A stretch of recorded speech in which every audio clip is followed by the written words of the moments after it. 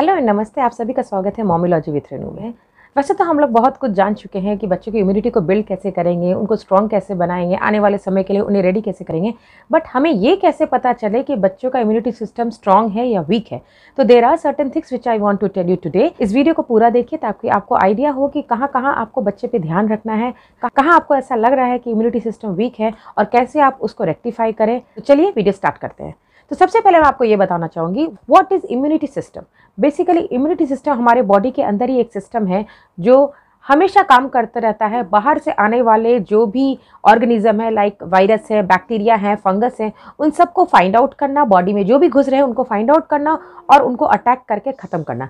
Immunity system basically white blood cell से बना होता है। ये ऐसा समझिए जैसे हमारे दुश्मन अगर हमारे घर में घुस रहे हैं और हमारे घर का सिक्योरिटी सिस्टम स्ट्रांग है तो हम उस दुश्मन से आराम से फाइट कर सकते हैं। It is exactly like that कि हमारी सिस्टम जब बाहर से कुछ भी ऐसा चीज़ महसूस करती है कि जिससे हमारा बॉडी वीक हो सकता है, बीमार पड़ सकता है, डिजीज हो सकता है, उस समय ये सारी सिस्टम एक साथ मिलकर काम करती है और उस डिजीज को शरीर से निकालने में हेल्प करती है। मैं आपको बहुत ही ब्रीफ में ये जानकारी देना चाहूँगी कि इम्यूनिटी सिस्टम की डिफिशियंसी दो तरह की होती है। एक होती है प्राइमरी और एक होती है एक्वायर्ड।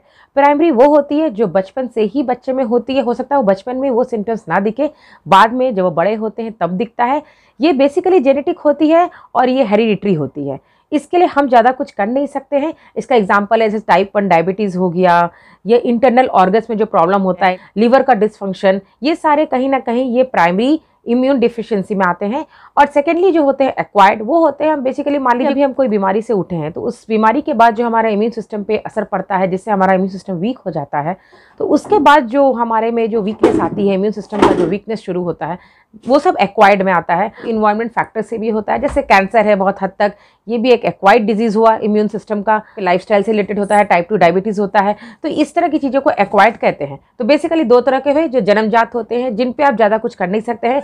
90% केसेस में डेडली नहीं होते हैं। इनको बहुत सारी मॉडिफिकेशन के साथ और डॉक्टर्स के एडवाइस के अनुसार आप आराम से इसको भी टैकल कर सकते हैं। तो हम सबसे इंपॉर्टेंट पॉइंट में अब आएंगे, हमें ये कैसे पता चले कि हमारे बच्चे का इम्यूनिटी सिस्टम वीक है।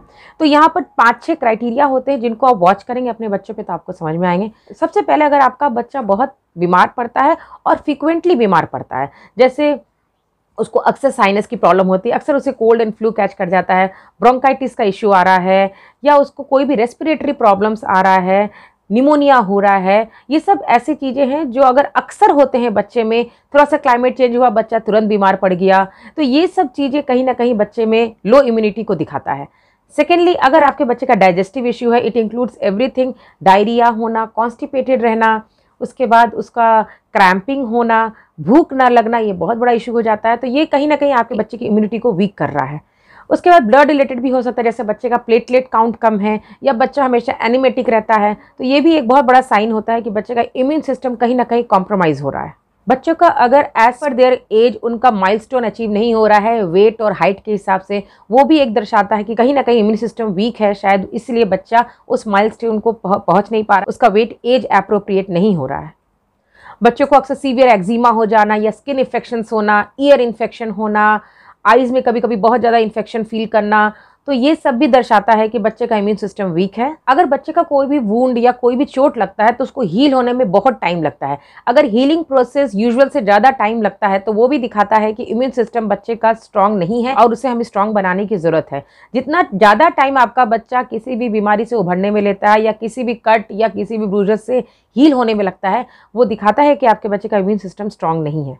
इसके अलावा बहुत कॉमनली जो हम लोग इग्नोर कर देते हैं, बच्चे का लेस अटेंशन स्पैन होना। वैसे भी बच्चों का अटेंशन स्पैन ज़्यादा नहीं होता है। आप छोटे बच्चों में देखेंगे 2-3 साल के अराउंड, तो उनका attention span not more than 10 to 12 minutes होता है। अगर आपका बच्चा नॉर्मल सिनेरियो में भी उससे भी कम उसका अटेंशन स्पैन है, वो बहुत लेथार्जी फील करता है, उसमें एनर्जी ही नहीं होता है पढ़ने का या खेलने का, तो ये भी कहीं ना कहीं कॉम्प्रोमाइज्ड इम्यून सिस्टम का साइन होता है। अब इसे टैकल कैसे कर सकते हैं? तो इसे टैकल करने के लिए मैंने 2 वीडियो बनाए हैं। प्लीज़ इन दोनों वीडियो को चेकआउट कीजिएगा। मैं डिस्क्रिप्शन बॉक्स में लिंक दे दूंगी और वीडियो के आखिरी में भी आपको मैं लिंक दे दूंगी। इन दोनों को जरूर चेकआउट कीजिएगा। पहला वीडियो मेरा दिखाएगा कि आपको इन्फेंट्स का 0 से लेकर 1 ईयर तक के बच्चों का इम्यूनिटी सिस्टम को हम कैसे स्ट्रॉन्ग कर सकते हैं, एंड ये वीडियो में आपको पता चलेगा कि 1+ से लेके 5 साल के बच्चों को कैसे हम स्ट्रॉन्ग इम्यून सिस्टम प्रदान कर सकते हैं। तो इन 2 वीडियो को जरूर आप चेकआउट कीजिएगा।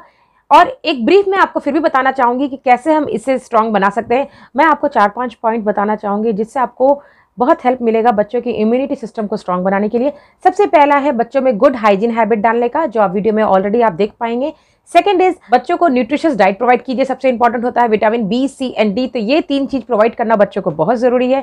थर्ड है हमेशा घर की सफाई रखिए, वेंटिलेशन का पूरा ख्याल रखिए। फोर्थ इज बच्चों को सिक लोगों से दूर रखिए, जो ऑलरेडी बीमार हैं, जिनमें किसी ना किसी तरह का इन्फेक्शन है, उन तरह के लोगों से बच्चों को जरूर दूर रखिए। आप अपने बच्चों को एक्टिव स्मोकर से बहुत दूर रखिए, ये बहुत ही डेंजरस है। प्लीज वीडियो को जरूर देखिएगा, इसमें मैंने बहुत अच्छे से बताया है कैसे आप क्या कर सकते हैं। गुड स्लीपिंग पैटर्न रख के आप बच्चों की इम्यूनिटी सिस्टम को रिकवरी का बहुत टाइम दे सकते हैं।